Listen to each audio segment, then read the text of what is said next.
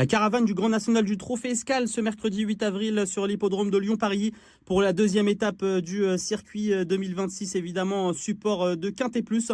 Un Quintet Plus qui s'annonce plutôt ouvert, même si les chevaux qui seront au départ sont bien connus des turfistes.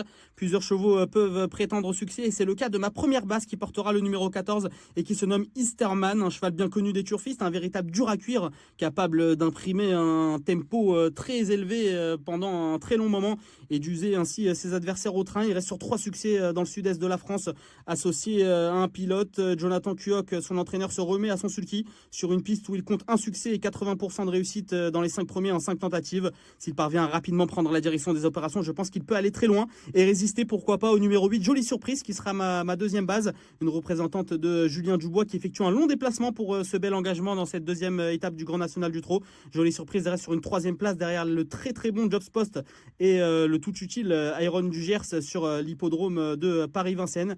Il faut noter qu'elle sera associée à Eric Raffin qui s'en sert à merveille, puisque ces deux-là, en 5 associations, comptent 2 victoires et 3 places. Si elle bénéficie du bon parcours, je pense que Jolie Surprise a sa place dans les 5 premiers, à l'image également du numéro 13, Edic Gemma, qui vient de s'imposer très plaisamment sur l'hippodrome de Cannes-sur-Mer.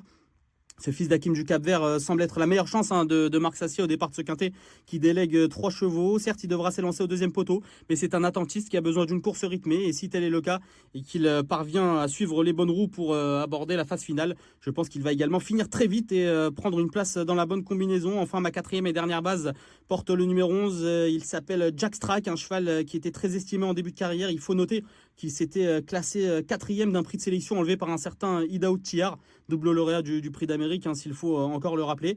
Jack Strack a connu un petit passage à vide, pas mal de soucis de santé, mais il semble revenir à un très très bon niveau, comme le prouve sa récente 3e place à l'occasion de la première étape du Grand National du Trot.